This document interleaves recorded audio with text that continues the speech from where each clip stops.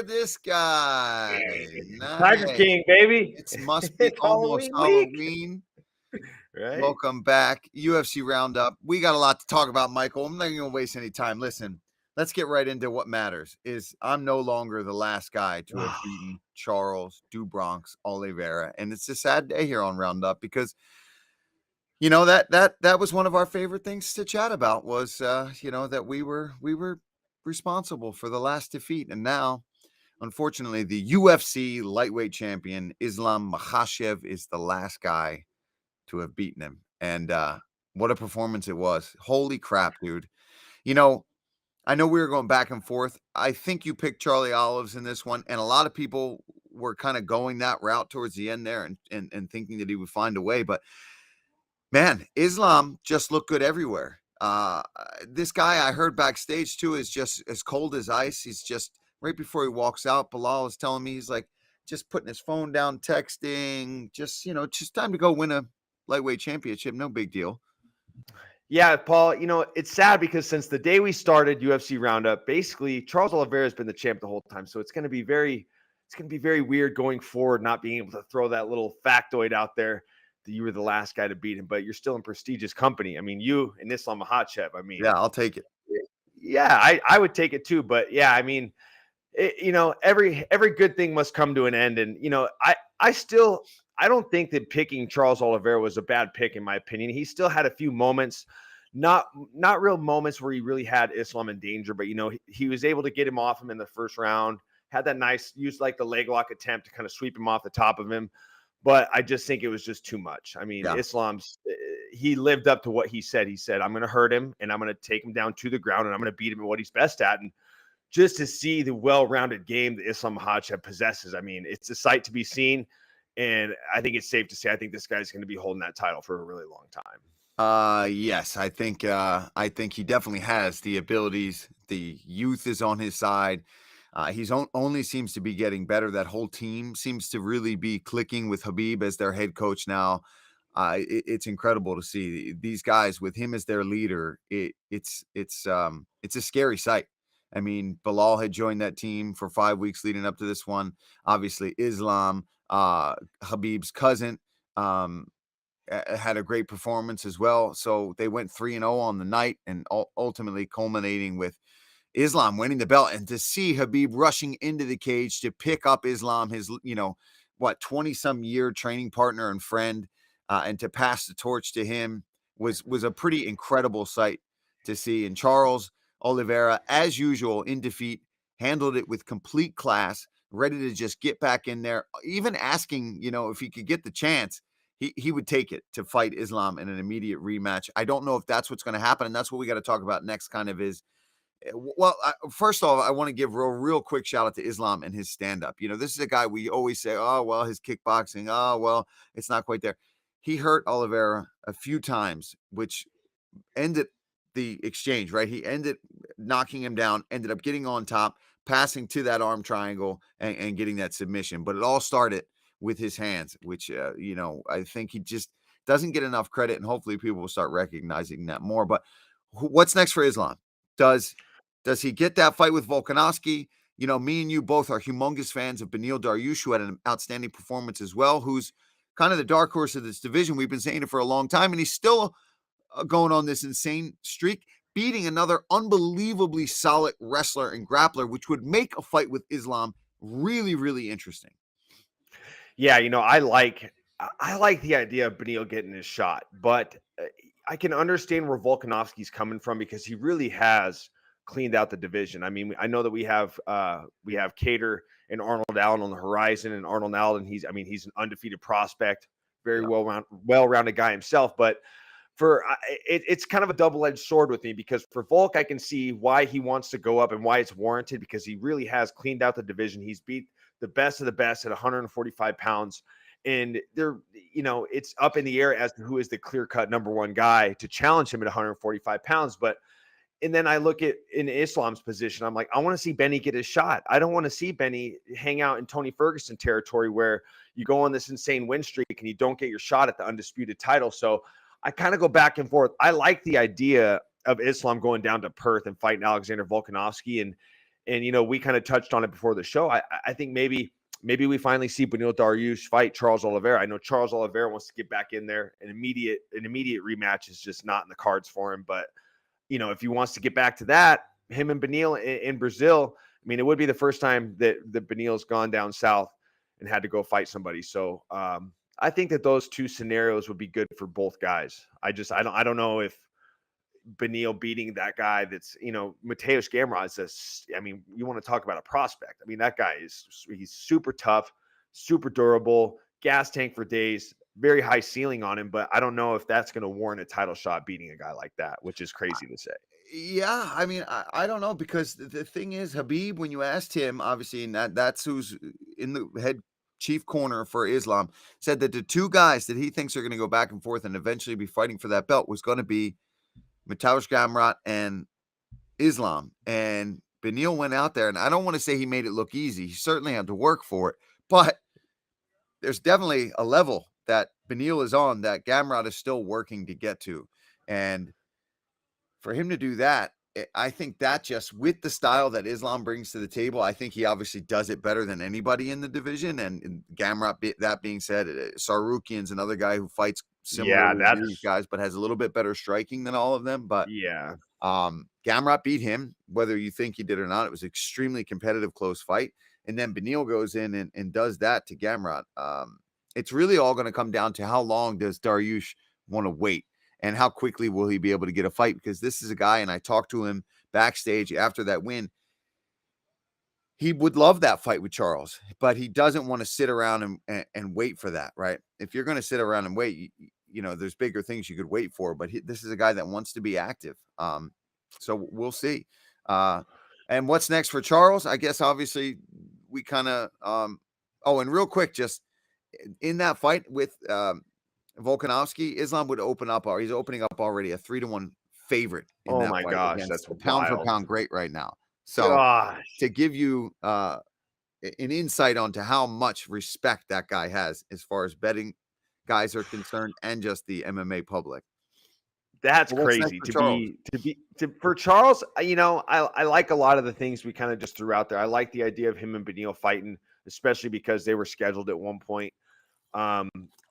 I like to see if whoever wins out of Arman Sarukian and Damir Ismagulov, I like the winner of that fight getting a shot at Charles.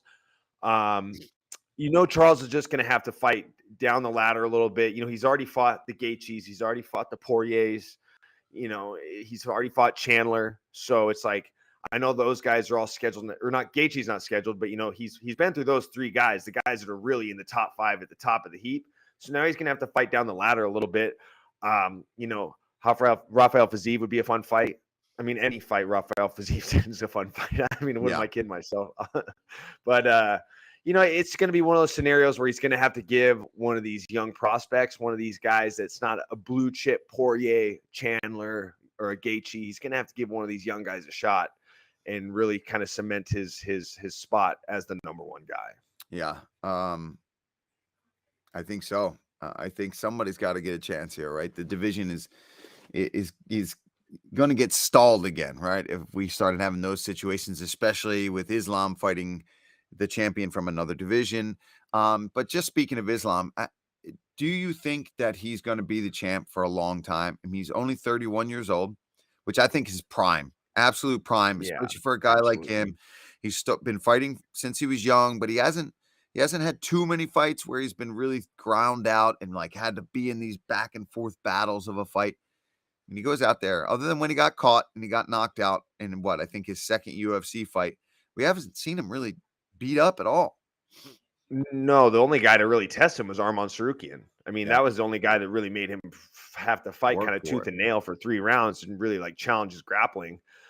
But I think Islam's going to have a really long title reign. I just think that when you compare him and Habib, I mean, Habib's in a league of his own. I think that what makes Habib so special was like his ferocity. Like he was just ferocious in there. Like it was almost like there was almost a sense of like controlled chaos. It was like almost reckless, but you could tell that this guy is like not reckless in a sense where he's going to fall into danger. He's just like just like a bowling ball of destruction, where you got a guy in Islam that just seems so much more polished. I mean, Yeah. Islam doesn't fight with reckless abandonment. He's very measured. He's very good at the fundamentals. Like if you see the way he uses his stand-up, very fundamental striking, nothing super flashy. He doesn't come barreling down the center line like Habib. I mean, that's what made Habib was just the way he fought. It was just Came ferocious. right But at you. Yeah. Islam is just much more measured. He seems a little more calculated.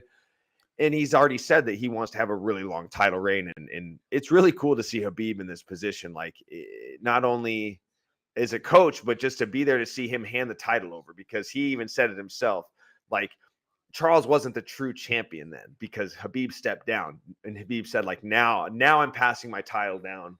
I'm passing it on to the rightful champion, which is, Islam Makhachev. So it's just a Which crazy lineage. It's the 155-pound division is going to be ran by the Dagestanis for the next 10 years. Yeah, which is kind of funny though when you think about it, because it's like, well, if Charles wasn't really the champ because you never gave your belt up, does Islam? He didn't beat you, so I mean, is Islam the Oh, champ? Do you know what I mean? But no, Ollie. I'm not trying to. I'm just putting a tiny little hole in Khabib. It's like you were the champ, then Charles was the champ, and now your boy Islam is for sure the champ. But let's move on to the co-main event. Not without drama. Poor Aljamain No. freaking Sterling, and wouldn't be a fight with this guy if there wasn't just something that made it a bit dramatic and something that would give somebody a chance to be like, wow, it's only because TJ had a dislocated shoulder, blah, blah, God. blah. So, what were your thoughts on that? And how much does that suck that yet again, here we are seeing Sterling have to kind of defend himself for being one of the greatest bantamweights? Dude, I feel so bad for the guy. It's like you go back in his last 3 fights. You got the knee from Peter Yan, and that you want to talk about controversy. I mean, that was crazy. Then he goes out, he beats Yan in the rematch, split decision, close fight. A lot of people didn't think he won. And then this fight, TJ, a lot of people were doubting Aljamain going into this fight. The bettors weren't. The bettors had him as a favorite. But a lot of people thought TJ'd be the guy to beat him. Everyone's harping on the TJ's a Division I wrestler and Aljo is Division III, and how is he going to get him to the ground when the wrestling accolades don't match up? I just feel bad for the guy because he just can't catch a break. And now it's like heading into UFC 280, heading into the fight, it's like, okay, whoever wins out of Yan and O'Malley, which we'll touch on next, whoever wins that fight is going to be who he fights next. O'Malley pulls ahead, and then you watch the press conference, and Dana's like, "Oh, I think Henry Cejudo's next." It's like, Are you trying to get the guy beat? Like, what's going on here? But Aljamain, he takes it in stride, and while some of the stuff he says I don't agree with, and I'm not a huge fan of, I still stand by the guy. I still think that he's a personal friend of mine. He's as tough as they come. I can see him beating Henry Cejudo. I can see him beating Sean O'Malley. I can see him beating any of these guys. I don't care. Wrestling accolades and what you did in college don't mean crap. For myself, Paul, I was barely a varsity guy at wrestling in high school, and I wrestled just fine against plenty of Division I guys. It's MMA. Yeah. But for Aljamain, I'm just glad that he takes it in stride. I'm glad that even though each of these last 3 fights has came with some type of controversy, I'm glad it doesn't get to him. I'm glad he just takes it in stride and it's like, screw this, I'm the champ. You still got to come beat me. He doesn't care about any of that. He blocks out the outside noise. And that's something that comes in part with being a champion, is you got to be able to block out the outside noise and not let it get to you. I just think that for Aljamain, from my opinion, like I was never looking at that Cejudo fight as, oh, I want to see Aljamain get beat. And I think that this is a huge opportunity. If that fight were to come around, I think it's a huge opportunity for Aljamain to really cement his legacy as one of the greatest bantamweights. Just because, similar to Habib, never had lost the belt. He could beat truly the last champion that had that and kind of just walked away and went down to 25 again and did his thing. So beating a guy like that who's had a couple belts, who's an Olympic champion, it's great. Whereas I know that the UFC said that it was going to be the winner of Yan and O'Malley, but that was so close. I'd almost like to see him fight again before he gets a title shot. And if Cejudo is ready to come in, then it's a great opportunity for Aljamain to really finally just shut everyone the hell up when it comes to how good of a champion he is. If he goes out there and he beats Cejudo, I don't care if Cejudo has been out for a while. There's no excuses there. A guy like that is always ready to perform and come in and fight. So I think that would be a great fight for what's next for Sterling.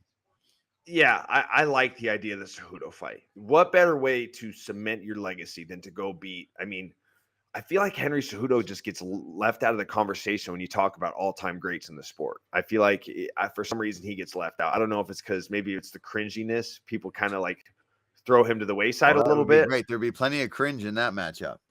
Either be, oh my God, be cringe worthy. But I like A lot of that fight for caca Aljamain jokes Sterling. going on in there. I like that fight for Aljamain Sterling to cement his own legacy.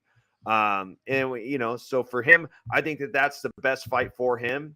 I think that I think there should be something else for O'Malley, especially they're going to renegotiate contracts. And I mean, if you're the UFC and you're going to put Sean O'Malley in a title fight, you want to put him in a fight that favors him. And I don't think Aljamain Sterling is a favorable matchup. Honestly, I will go out on a limb and say the worst matchups for O'Malley at 135 pounds are Merab Dvalishvili and Aljamain Sterling. Yeah. Now, if he wants to pass that test and get to a title fight, maybe he fights Merab. We'll get into that next. But I want to talk about TJ Dillashaw, the shoulder injury. He says in the post-fight speech, I tore my shoulder in April, completely blew it out. Did this whole camp. My shoulder fell out like 20 times. I told the ref, I told the ref in the back, my shoulder's probably going to dislocate. Don't stop the fight. Yeah. Very peculiar scenario there, Paul. Like, what do you do if you're the ref? How do you handle that? Does he just shrug it off? Like, I don't know. Who's is it the commission in Abu Dhabi? Is it our own commissioners we're bringing in, our own officials? Like, when he said that, I was like, that's a very interesting thing to say. Like, you're telling the ref this is going to happen, and it happens. Yeah. For TJ, I think it's bad on him. And I know a lot of people are saying, fighters got to fight. You got to get your paycheck. And for him, he's getting older. These opportunities don't present themselves. But you're TJ Dillashaw. Like, you are one of the best bantamweights of all time. If you really, back in April, ruptured your shoulder, blew your shoulder out, April, May, June, July, August, September, October, 6 months ago, you could have had the shoulder fixed and you could have fought winter or spring. You wouldn't have gotten pulled from your spot. I guarantee you they would have still put him in a title fight when he recovered because he is TJ Dillashaw. Do I agree with it? No, because he's been suspended for doing steroids. But either way, that's how I think that's how the cookie would have crumbled, in my opinion, if he had pulled out of the fight. Yeah. Yeah, it's messed up. Yeah, I agree. He should have pulled out because you're just making a lot of other people who are waiting to get that shot have to wait. And I mean, I see why you did it. You wanted to get in there. You wanted to give it a shot. You want to get paid. You gotta. But he also mentioned to us, that he's got other things going on. He doesn't really need fighting as much anymore. And it's like, well, if that's the case, then you should have had the surgery. You should have went out and waited to fight again, because now yet again you put Aljamain in a horrible spot where you're going to have these naysayers saying that, well, the X, Y, and Z is why TJ didn't perform. And it all makes sense now too, right? We didn't see TJ at open workouts. He was kind of laying low, and now we know why. And telling Goddard in the back, Goddard even told us, he's like, yeah, he told me, but I told him as soon as I see it, I'm going to play it by what's going on. If I see it pop out and you don't look like you can defend yourself, fight's over. I don't care what you tell me in the back. And the other thing too, Paul, is two things before I move on from this TJ Dillashaw thing. Because it chapped my ass a little bit, to be honest with you. It left a bad taste in my mouth. For one, this Coach Cal guy. Now I'm going to throw some harsh shade, some harsh criticism. There was a Bellator fight. And I know we don't mention the B word on UFC Roundup, but I'm mentioning it today. Yeah. Aaron Pico, who trains under Coach Cal, same thing, dislocates his shoulder in the fight. Was it a prior injury? We don't know. TJ Dillashaw trains under Coach Cal at the training lab. Same guy that swirled. There's a lot of controversy swirling around that guy. And you see the way they train. And I'm seeing in the countdown show, TJ Dillashaw is doing over the head hammer swings with both arms. Like Yeah. they didn't film the countdown show in April. I'll tell you that much. So it's like, what is this guy doing? Well, you are diminishing these guys to where when they are done fighting, they are not even going to be able to put a t-shirt on themselves. They're not even going to be able to brush their hair, wipe their ass, anything, because you're ruining their bodies. Yeah. And for the fans, you pay $80 for a pay-per-view. You pay $80 for a pay-per-view. And you're robbing the fans by going in there half-ass with a bad shoulder. Look, we're all going to go into fights injured, Paul. You've been into plenty of fights where you've had nagging injuries, things that probably needed to be addressed before the fight, but you take that chance. But when you have a completely blown out shoulder, you saying, well, I have a puncher's chance. My grandma has a puncher's chance against Islam Makhachev, and she's not even alive. You know what I mean? Like, everybody has a puncher's chance against anybody. I don't want to hear that crap. Oh, I wanted to give it a shot. I had a puncher's chance. That's a crock of shit. You rob the fans of $80. They pay their good money to watch a competitive fight. It's one thing if you go out there and get clipped. You know, you go out there in 13 seconds, eat a hard shot, get knocked out. Okay, that's mixed martial arts. But to go in there compromised like that, you're robbing the fans and you're robbing the people behind you. They're trying to fight for a title. You could have called Marlon Vera on a week's notice, and he would have flown his ass to Abu Dhabi, made weight, and put on a better fight than you did against the champ. Yes, 100%. Pull my microphone down. I'm all revved up. Vera. He would have done that. And he would have been a G about it. No doubt about it. Yeah, I agree. It's BS, man. And I support you on all that. Listen, everybody is tuning in and paying big bucks to watch the best organization put on the best fights with the best guys. And you know damn well that you're not going to be able to be that guy. Yeah. Hasbulla could have made weight. He's got a puncher's chance. Went in and fought Aljo. He had a puncher's chance. I guess. He probably had a better chance than TJ did with his one arm. He does sneak guys a lot. I mean, he does like to go and throw punches at people when they're not ready for it. But yeah, that being said, BS, we both agree. TJ, what's next for him? Go get some surgery and make sure you're healthy before you fight again. It sucks. And his parents, I wonder if his parents, like TJ's parents had flown out there. I wonder if they knew, man, because that's a long trip to go support if you think his shoulder is going to keep popping out. I'm sure he kept that pretty under wraps for a lot of people. But anyway, we got to talk more bantamweights because O'Malley and Petr Yan put on one hell of a performance.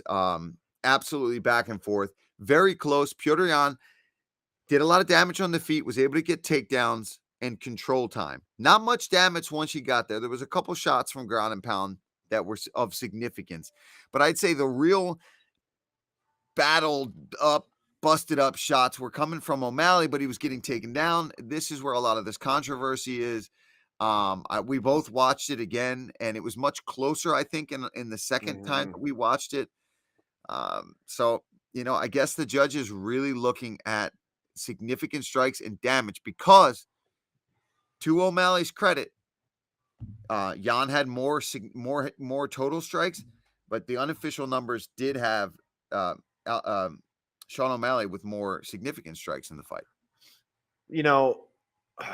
I know I jumped out right away. Right when I got on Twitter, I had a couple Modelos. You were filming a little watch party. I was getting a little loose.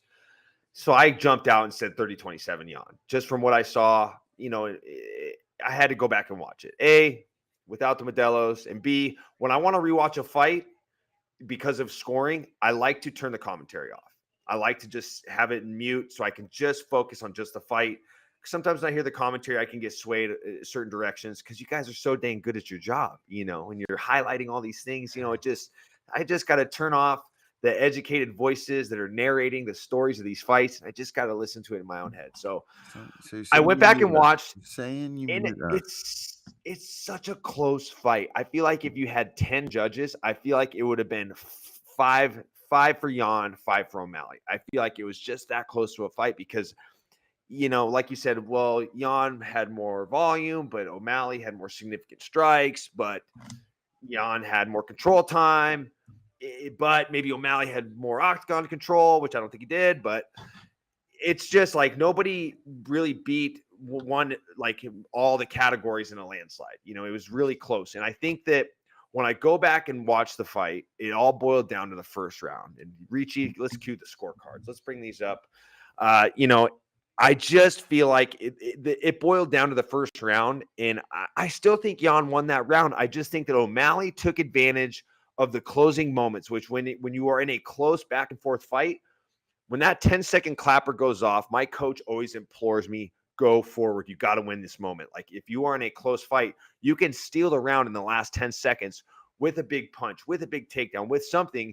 And if you remember back in the first round, O'Malley had a nice little flurry and hit that nice little go behind to a takedown right in the closing moments. So Yeah. I think that that's what swayed the judges to give him that round. I don't know what the official numbers were in terms of strikes and significant strikes, this and that, but just from what I saw, I thought Jan won the first round, but I just think O'Malley just took advantage of those closing moments and stole the round, which, you know what? That's not no knack at him for doing that. That's what I would do in a close fight, is try to steal those moments at the end of those rounds. Yeah. There was a couple fights that night where those kind of things happen, where something big would happen at the end of the round. And it's like, is that enough to steal the round? You got to remember, that's the last thing that these judges are seeing before the horn goes, and then they're going to put their pen on that scorecard to figure things out. I just think in hindsight, it was close enough, or it's like, I guess I can see with damage done, significant strikes, but this is where MMA judge gets so damn complicated, right?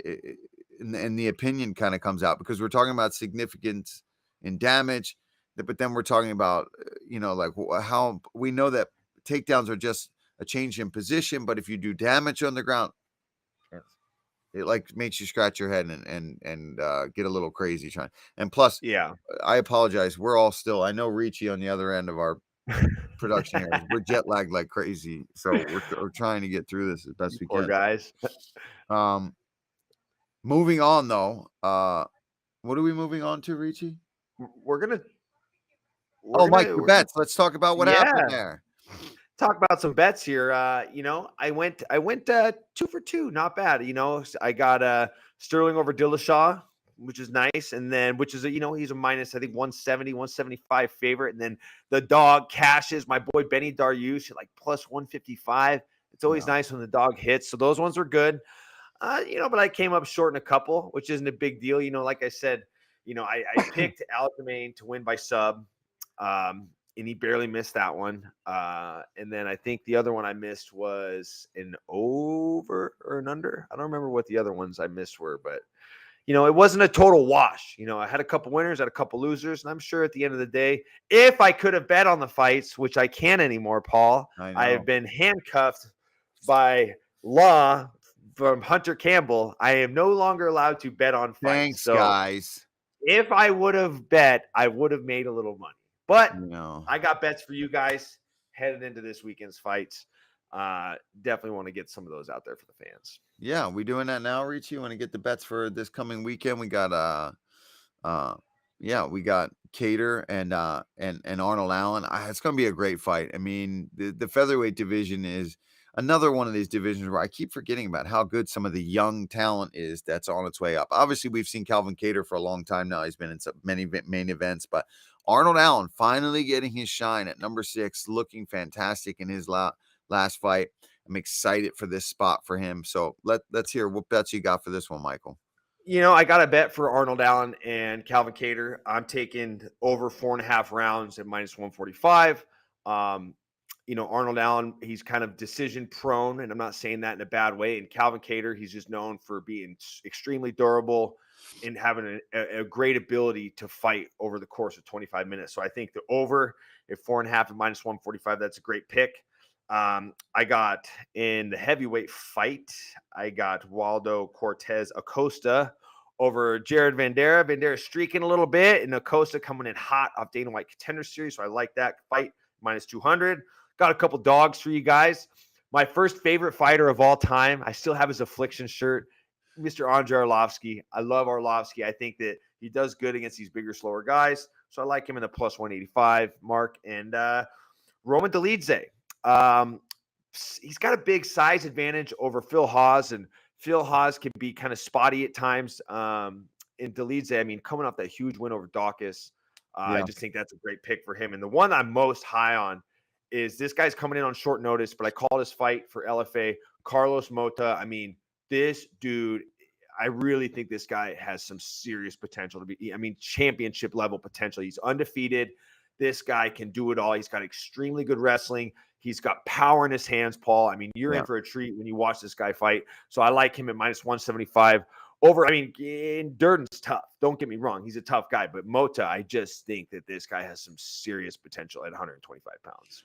Well, you heard it here. Those are his picks. Don't come at him if it doesn't work out for you guys. Oh, Okay? yeah, dude. You know? It's like anytime we get something wrong, like I made a comment on Gilbert Burns' post about Charles beating Islam, and I'm like, oh, it's just been nonstop. People are just, you know what? We can't be right all the time. All right. No.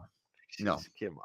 It's yeah, I mean MMA Twitter will hold you to every single thing you've ever said. But you know, we asked for some fan questions yesterday and we got them. We got some funny ones, we got some good ones. So let's just get right into it. First one, if your boy Benny Dariush is fighting anyone in the UFC, throws at him in front of you, or should he fight anybody, or should he wait for the title shot, basically? Listen, I think that he potentially should wait around and see what happens, but I know Beneil Dariush, and I know damn well that he's going to be asking for a fight. Yeah, I think Benny wants to stay active, and I don't blame him. Especially with everything going on with Volkanovski. Like, I just don't see him wanting to sit and wait coming off the injury. You know, he had the bad ankle injury, and I think that the dude loves the fight. So I say let's get him in there. Like I said earlier, I'd like to see him get in there with Charles Oliveira down in Brazil. I would I love think that. that'd be, you go beat Charles Oliveira in his own backyard. That's one way to stake your claim to get to a title fight. Yeah, if you do that, you're 100% the next guy. No matter how it pans out. If Volkanovski can pull it off and he wants to defend that belt, then you know you give him that shot. But we'll see. Next. Bilal's performance was a masterclass. I know he said he would fight Hamzat next, but after thinking on it, I believe he should hold out for a title fight. I think he deserves that after the run he's had at 170 pounds. What do you think is the best move for him? Yeah, again, I unfortunately think that Bilal, if he could possibly wait, that he should, but I don't know. I don't know what the state of 170 is going to be. We've got, you know, Leon, who's obviously got the talks of a rematch with the former champ. Kamaru Usman is probably going to happen.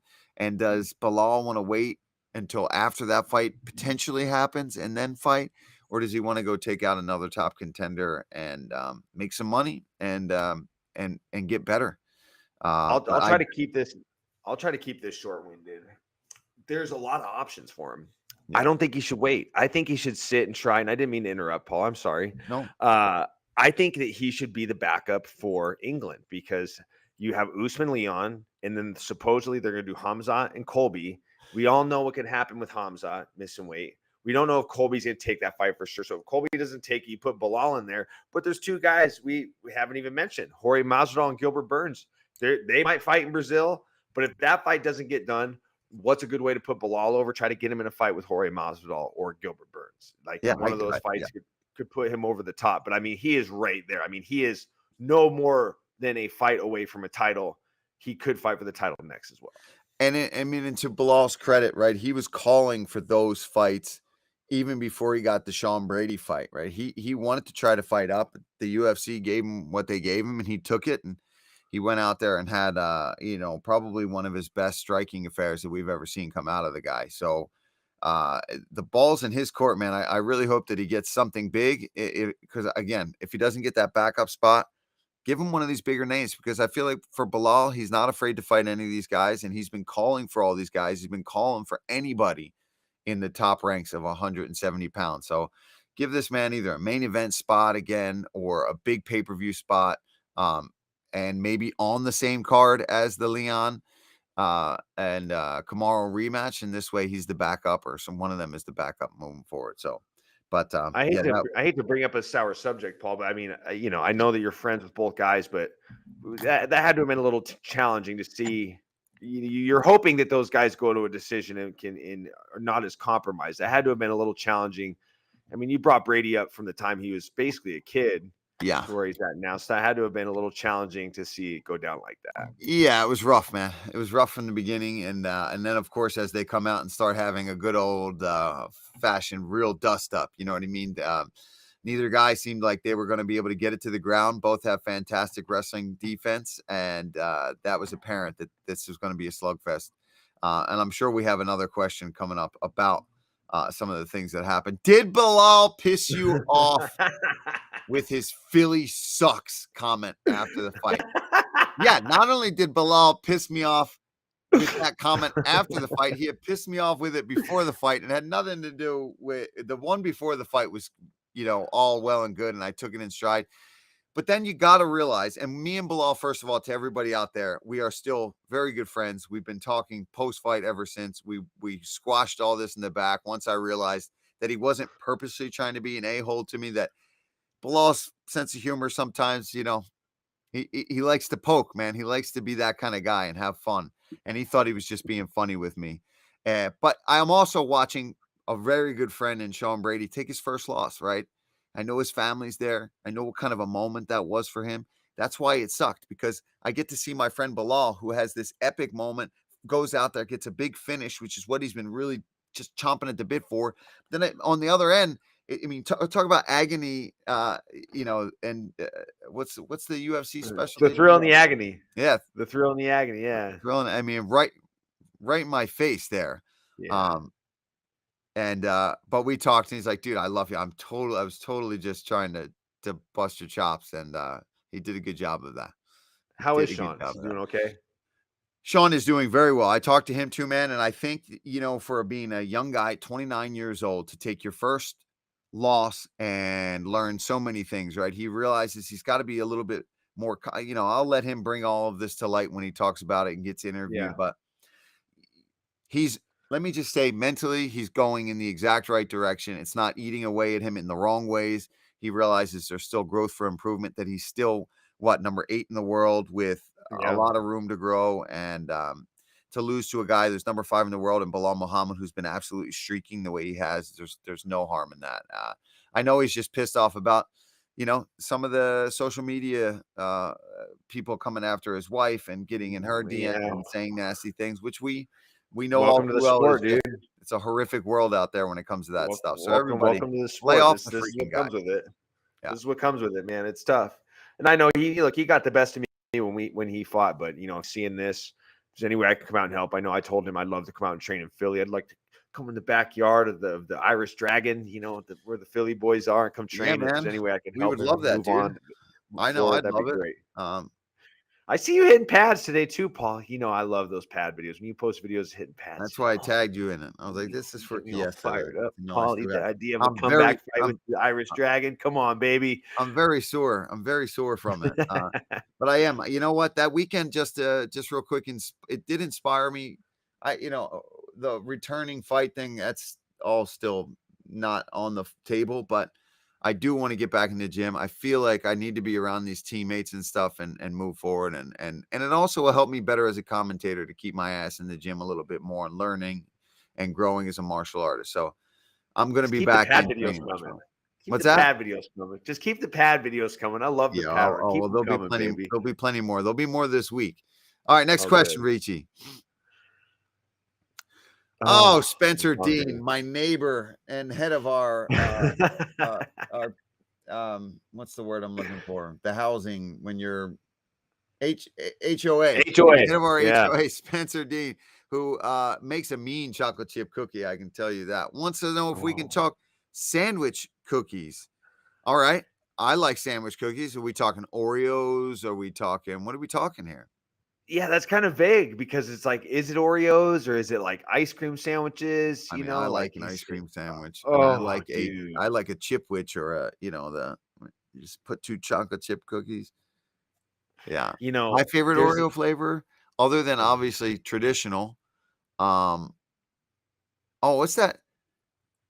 What's the one? I like the golden one. I like the golden ones. one. These are disgusting. People are probably gonna Oh, think I'm God. good.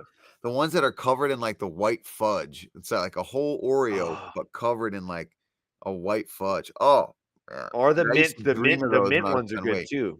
I like the mint one because I like mint chocolate chip Because cookies. they're probably like a thin mint kind of flavor going on, right? Dude, I'm actually looking at a box of Oreos on my countertop, because we filmed a watch party here, and they left like cases of Coca-Cola, Oh, Oreos, Chips Ahoy, like all this stuff. And I'm like, get it all out of my house. I don't want it here. And they left one full unopened box of Oreos. I'm like afraid to even touch it and put it away. Cause I'm like, the second my hand touches that box, I'm like, just well, I go should eat it, probably just, Michael, and then go for a 6-hour bike ride, and you'll be completely fine. no, Paul, I'm trying to get back in shape, trying to get my back healed. I'm trying to get a fight booked before the end of the year. And if I touch into those Oreos, I will be calling Mick Maynard because I will be outside of my weight class and I will be fighting light heavyweight. Wow. We're skipping past 85. We're just going straight to light heavyweight, huh? All right, Richie. We got any more? One more. If you had to choose one sandwich to get smashed in your face like Haspula did Volk, which sandwich you going with? That's I'm gonna go. This could go two ways. I either want a sandwich I don't like because it's gonna get wasted, or I want a sandwich I do like because then I'm gonna like eat it off my face.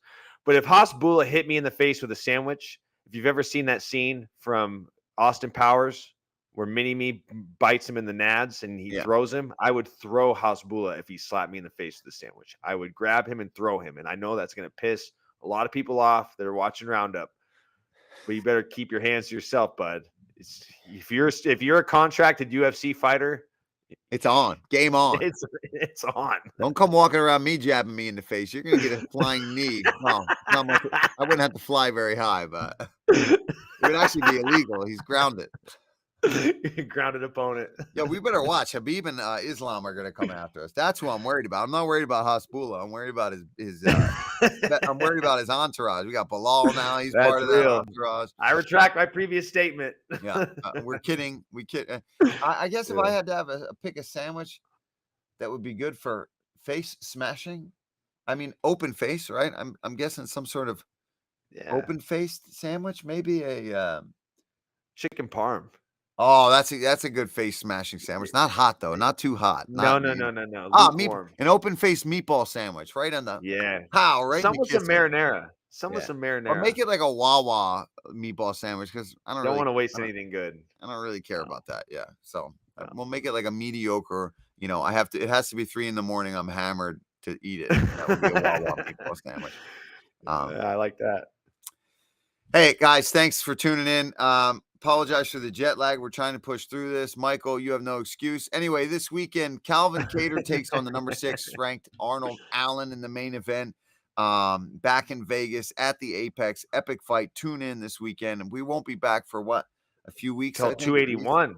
Till before 281. Oh, it's 281 in November. But isn't it crazy? We've been so focused, at least for me, I've been so focused on 280 that like the second it got over, I was like, holy crap. We get to look forward to Izzy and Pereira. Yeah. We get to look forward to freaking Chandler and Poirier.